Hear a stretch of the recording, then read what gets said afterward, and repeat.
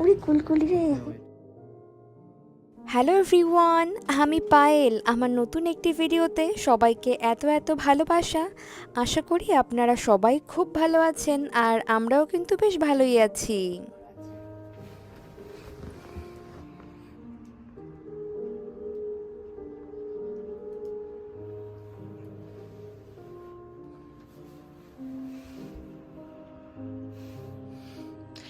কি রে, কোনো টেনশন নেই, বাসনা কেনে ঠিকমতো বাড়ি চলে আসবে।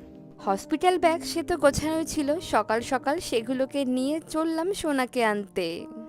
ফাইনালি আমরা যাচ্ছি কাঞ্চন। আমি রেডি হয়ে নিয়েছি, একটা ওয়ান পিস পরেছি, কাঞ্চনের পাশে রয়েছে ব্যাগ পত্র সব ওখানে রেডি। আমি আজকে একটা শোল্ডার ব্যাগ নিয়েছি। আর চলুন ঠাকুরের নাম করে বের হই। কালকে যখন যাই তখন আমি জানতাম না যে আমার সাথে এগুলো হতে চলেছে। সব আপনাদেরকে আস্তে আস্তে জানাবো কি হচ্ছে কি না হচ্ছে। তো চলুন, আমার জন্য প্রে করবেন সবাই। চলো চলো চলো। কেমন একটা অদ্ভুত রকম ফিল হচ্ছে।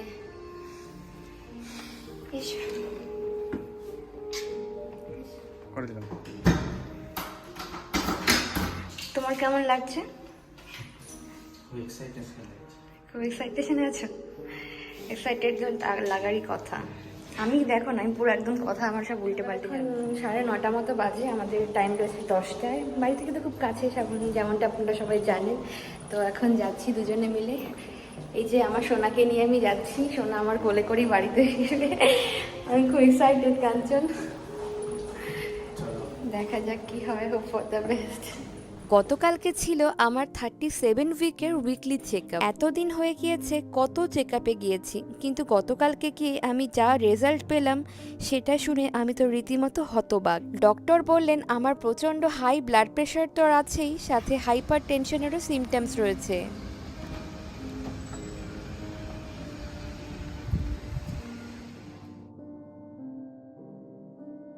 হ্যাঁ, বসে আবার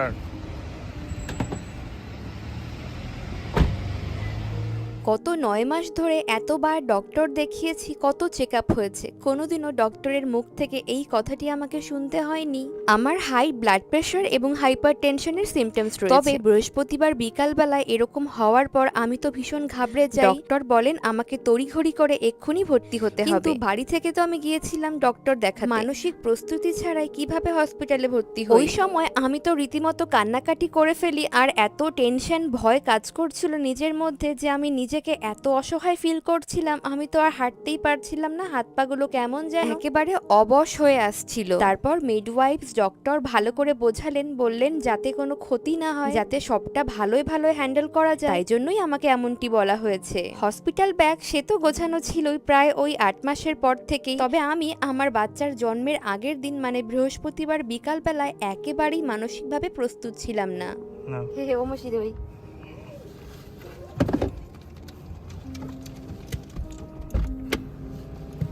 দেখো।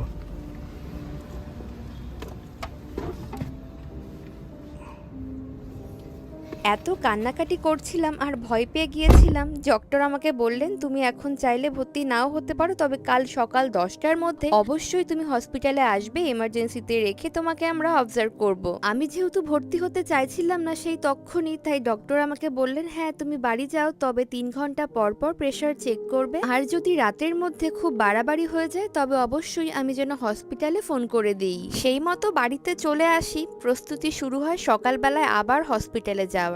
এত ভয় করছিল আর নিজেকে যে কি অসহায় লাগছিল। আমার বাচ্চাটার জন্য আমার প্রচন্ড চিন্তা হচ্ছিল। ভাবছিলাম ইস ঠাকুর, ওকে তুমি ভালো রেখো, আমার এই অতিরিক্ত প্রেশারের কারণে ওর যেন কোনো ক্ষতি না হয়। যাই হোক, হসপিটালে এসে সবার আগে নতুন করে আবার প্রেশার আর ওয়েটটা চেক করি। আর এখন হসপিটাল ব্যাগ সবকিছু একটা জায়গায় রেখে কাঞ্চন গিয়েছিল এই ব্যান্ডটা আনতে। এখন এই ব্যান্ডটাকে নিয়ে আমাদের যেতে হবে 3rd ফ্লোরে, যেখানে আমি অ্যাডমিট হব।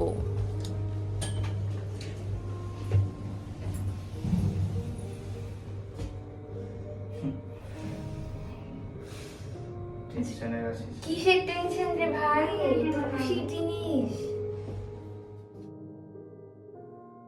চারিদিকে এত বড় বড় মেশিন, কত রকমের লাইটস, কম্পিউটার, এগুলোর মধ্যে আমাকে একটা এমার্জেন্সি ইলেকট্রিক বেডে শুয়ে রেখেছে। আর আমার বুকের মধ্যে কি ধকপক যে করছে তা আমি আপনাদেরকে ভাষায় প্রকাশ করতে পারবো না। আমার প্রেগনেন্সির সেই প্রথম থেকে আমি ভেবেছিলাম একরকম আর আমার সাথে হয়েছে একরকম, আর শেষের এই সময়টা এসেও আমাকে একেবারে অপ্রস্তুত হয়ে হসপিটালে ভর্তি হতে হলো। পেটের দুপাশে দুটো ছোট্ট ছোট্ট মেশিন বেল্টের সাহায্যে আটকে দিয়ে গিয়েছে, আর তার সাহায্যে আমার বেবির মুভমেন্টগুলোকে তারা মনিটর করছে। যিনি ডক্টর ছিলেন তিনি আমাকে যে কত সাহস দিয়েছেন, এবং ওনার প্রত্যেকটি কথা শেষ হওয়ার শেষে আমার মনোবল যেন আরো বেড়ে যাচ্ছিল। যাই হোক, সেই সকাল 10টা থেকে এখন বাজে দুপুর 1টা, এতক্ষণ ধরে আমার পরীক্ষা নিরীক্ষা চললো। দুপুর 1টার পরে ডক্টর বললেন আপাতত সব ঠিকঠাকই আছে, বাচ্চাও ঠিকঠাক মুভমেন্ট করছে। আর আমাকে না ওনারা বারবার জিজ্ঞাসা করতে আমি আমার বাচ্চার মুভমেন্ট বুঝতে পারি কিনা। কয়েকজন ডাক্তার মিলে তারপর একেবারে সিদ্ধান্ত নিলেন যে সোমবার দুপুর 12টার পর আমার বাচ্চার জন্ম হবে সি সেকশনের মাধ্যমে। তবে আমার যেহেতু এখন 37 উইক চলছে, তাই ওনারা কিছুক্ষণ ভ্যাজাইনাল ডেলিভারির জন্য প্রথমে ট্রাই করবেন, আর যদি সেটা না হয় তবে ওনারা অবশ্যই সি সেকশনের মাধ্যমে আমার বাচ্চার ডেলিভারি করবেন। এমনিতেও এখানকার জেনারেল হসপিটালগুলিতে একজন ডক্টরকেই দীর্ঘদিন ধরে একভাবে দেখিয়ে যাওয়া সম্ভব নয়, কারণ এখানে তো সবার শিফটিং ডিউটি, যে ডক্টর থাকবেন তাকেই আমরা দেখিয়েছি বরাবর। কিন্তু লাস্ট 3টে সপ্তাহে আমরা সৌভাগ্যক্রমে একজন ডক্টরকেই পেয়েছিলাম চেকআপের ক্ষেত্রে। উনি ছিলেন একজন লেডি ডক্টর, এত ভালো মানুষ ছিলেন, এত সুন্দর, এত কথার মাত্রা ওনার ভালো যে ওনার কাছে যে কোনো পরিস্থিতির পেশেন্ট গেলেই তার মনোবল বাড়তে বাধ্য। যেহেতু আমার পরিস্থিতি একটু জটিল, যে কোনো সময় এই প্রেশারের কারণে আমার ক্ষতি এবং বাচ্চারও কোনো ক্ষতি হতে পারে, তাই ওনারা বলেছিলেন পেটের মধ্যে কিছু হয়ে গেলে তখন তো আর কিছু করার থাকবে না, তাই বাচ্চাকে আগে থেকে বের করে অবজার্ভ করবে। তো ওনারা আমাদের কাছে সিদ্ধান্ত জানতে চেয়েছিলেন যে আমাদের কোনো মতামত আছে কিনা যে কিভাবে আমার বাচ্চার জন্ম হবে। খুব আনন্দ হচ্ছে। আনন্দ হচ্ছে না, ওকে একটু আগে দেখতে পাবো। ওরে কুলকুলি রে, ওয়েট করছি কুলকুলি। এই মধু কুলকুলি আম খেয়েছো? জানো আমি যেখানে ছোটবেলায় পড়তে যেতাম, একজন বড় মা ছিল, ওনার কাছে পড়তে যেতাম, ওনার বাড়ির পাশে এরকম ছোট্ট ছোট্ট মধু কুলকুলি আম পাওয়া যেত, এক গালের মধ্যে চুষে চুষে খেতাম।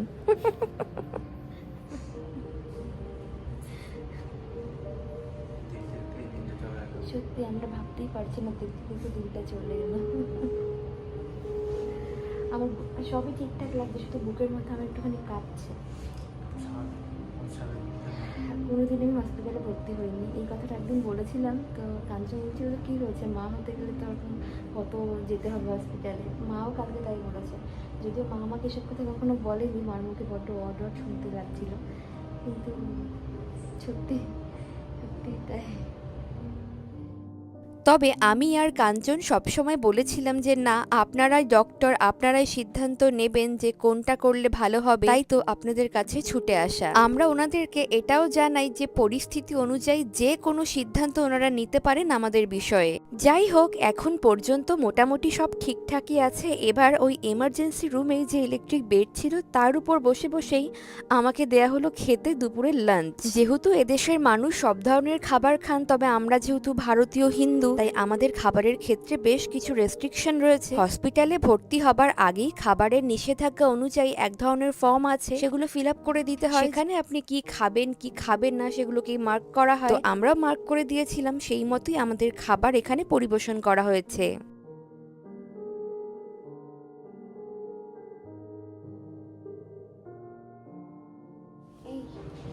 তুমি খাবে না?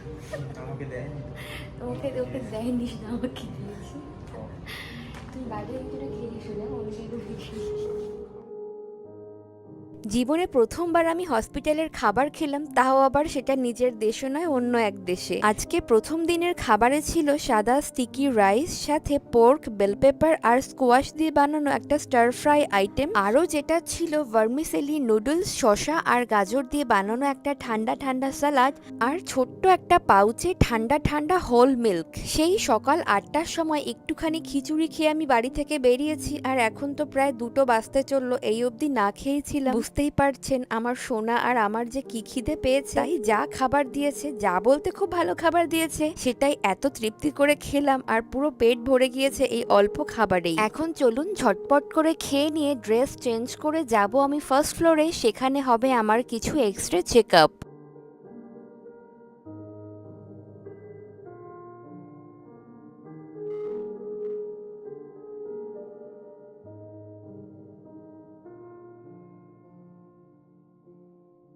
বিকালবেলায় আবার ওই 20 মিনিটের জন্য আমার বাচ্চার ইকো করা হলো। সন্ধ্যাবেলায় আমাকে দেয়া হলো এই রুমটা। এখন প্রায় 6টা মতো বাজে। 8টার সময় আমাকে আবার ওই ছোট্ট ছোট্ট দুখানা মেশিন লাগিয়ে আমার বাচ্চার মুভমেন্ট মনিটর করা হবে, সেটাও বলল। আর এই যে পিঙ্ক কালারের ব্যাগটা দেখলেন, বাচ্চার জন্মের পর একজন নতুন মায়ের যা যা প্রয়োজনীয় জিনিস দরকার হয় সেগুলোই রয়েছে এই ব্যাগের মধ্যে। এটা আসলে 4 জনের একটা রুম। প্রত্যেকটি সেকশনে আলাদা আলাদা করে কার্টেন দিয়ে খুব সুন্দর করে প্রাইভেসি মেনটেন করাই আছে। আর প্রত্যেকটি আলাদা আলাদা সেকশনে রয়েছে ফ্রিজ, টিভি, একটা ছোট্ট ওয়ার্ড্রপ, সাথে electric bed, trash box, nurse calling gadget, সবই মোটামুটি হাতের কাছে ওনারা গুছিয়ে দিয়ে গিয়েছেন। হসপিটালের সময়সূচি অনুযায়ী তারা দিনে খাবার দেন 4 বার। সকাল 8টায় রয়েছে ব্রেকফাস্ট, দুপুর 12টায় দুপুরের খাবার, আর বিকালবেলায় একটা ছোট্ট আমাই মনো, যেটাকে মিষ্টি বলা হয়, সাথে একটা জুস, কখনো কখনো দুধও ওনারা দেন। আর সন্ধে 6টায় ওনারা পরিবেশন করেন রাতের খাবার। যাই হোক, সময় অনুযায়ী আমিও রাতের খাবার পেয়ে গিয়েছি। তো আজকে খাবারে রয়েছে সাদা স্টিকি রাইস, রয়েছে 1 টুকরো ইয়ং ইয়েলো টেইল মাছ, ওটা ডিমে কোট করে একটুখানি ব্রকলি সিদ্ধ সঙ্গে দিয়েছে। আরও ছিল এদেশে মেটে আলু জাতীয় এক ধরনের লেদলেদে সবজি পাওয়া যায়, তো সেই সবজি আর হাম দিয়ে একটা স্যালাড আর একটু ফলও ছিল। কি গো, আমার সঙ্গে দেখা করতে এসছো? দেখি তো গলায় কি ঝুলেছে, দেখি গলায় এটা ঝুলে আসতে হয়েছে। আচ্ছা, মনে হচ্ছে যে আমি ঘুরতে এসেছি মামার বাড়ি। মামার বাড়ি ঘুরতে আসলে যেমন একটা ফিল হয় না, এরকম টাইম টু টাইম খাবার দাবার, স্নানের টাইম, সব কিছু একদম মেপে সব কিছু। জানো ওরা ক্যালোরি মেপে খাবার দিচ্ছে, জানো ওরা ক্যালোরি মেপে খাবার দিচ্ছে, কিন্তু খাবার টেস্টি ছিল। নুন ঝালের পরিমাণ একদমই নেই বললেই চলে। যেহেতু আমার প্রেশারটা আপ ডাউন করছে না, সেহেতু নুন ঝালের পরিমাণটা একদমই না করে দিয়েছে, কিন্তু খাবার ভালো, সত্যি ভালো খেতে। এরপর রাতেবেলা ঘুমিয়ে পড়বো, রাত 10টায় লাইটটা বন্ধ করে দেবো।